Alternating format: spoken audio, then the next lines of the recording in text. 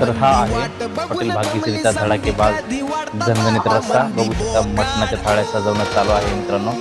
जबरदस्त असं क्वालिटी आणि क्वांटिटी. मित्र पहिल्यांदा बघितलं असं एक साथ 15-20 थाळ्या लावतात. तर जबरदस्त असं इंद्रायणी राईस. ही शाखा जी झाली ते एकच नंबर. कारण मी आलोय लातूरून, पण मला हे स्वाद जे वाटला मी फक्त आज नवीन शाखा ओपन झाली त्यामुळे मी इथं जेवणासाठी आलोय. एकच नंबर स्वाद आणि खाणाऱ्याची मजा आणि बघणाऱ्याची तळपडा.